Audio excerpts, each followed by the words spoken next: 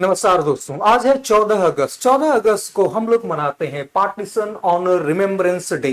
2021 से हम लोगों ने शुरुआत किया है और ये चौथा दिवस है।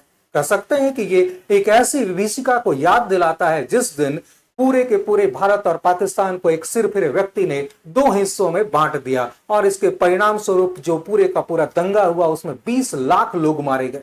अब आप समझ सकते हैं कि 20 लाख लोगों की लाश पर बना हुआ पाकिस्तान, बांग्लादेश आज क्या सुखी है, संपन्न है। आज आप देख रहे हैं पाकिस्तान की जनता रोटी मांग रही है, वहीं पर बांग्लादेश के लोग आज भी उलझे हुए हैं पुराने हालातों में। आज भी लगता है कि बर्बरता का वह मध्य युग उनके बीच में आ गया है। वहां पर लगातार अल्पसंख्यक हिंदुओं की हत्या हो रही है और उसके बावजूद भी वहां का जो मेजोरिटी है वो चुपचाप बैठा हुआ है, उसके ऊपर कोई फर्क नहीं पड़ता, वो आराम से इंजॉय कर रहा है। आप समझ सकते हैं कि क्या स्थितियां हैं।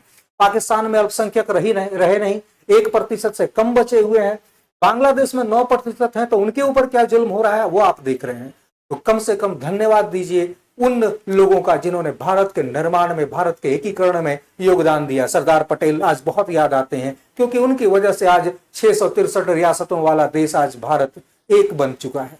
तो यहां पर याद रखिएगा, भारत की जो प्रमुख शक्ति है वो है हमारा लोकतंत्र, और लोकतंत्र जब तक जीवित है हम लोग इसी प्रकार से विकास करते रहेंगे और ज्यादा हम लोगों की और संभावनाएं विकास की बढ़ती जाएंगी। क्योंकि 75 साल में देख लीजिए, जहां जहां लोकतंत्र नहीं स्थापित हो पाया, पाकिस्तान और बांग्लादेश दोनों के दोनों देश तबाह हो चुके हैं।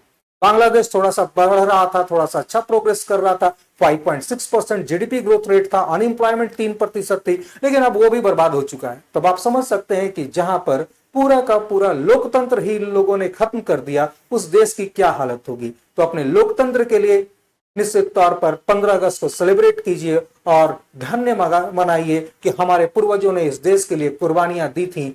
यहां पर याद रखिएगा, हमारे पूर्वजों की ही कुर्बानियों का ये असर है कि आज हम लोग स्वतंत्र आबो हवा में सांस ले पा रहे हैं। और वहीं पर अगर बात करेंगे तो हम लोग विकास के लिए भी सजग और बिल्कुल तत्पर हैं। 75 साल 5वीं बड़ी अर्थव्यवस्था बन चुके हैं। निश्चित तौर पर 25 साल और रहेंगे अगर हम लोग स्वतंत्र, और अगर लोकतंत्र हमारा बिल्कुल सही सलामत रहेगा, और जो कि हमेशा रहेगा। कारण सीधा सा है, भारत में कभी भी तानाशाही नहीं आ सकती, क्योंकि यहां पर जो बहुसंख्यक जनता है वह लोकतंत्र को पसंद करती है, वो लोकतांत्रिक मूल्यों का सम्मान करती है, वह दूसरे धर्म का सम्मान करती है। तो निश्चित तौर पर हमारे देश की स्थिति बिल्कुल ही 25 साल के बाद अलग होगी और नंबर 1 या सुपर पावर के रूप में हम लोग उभरेंगे।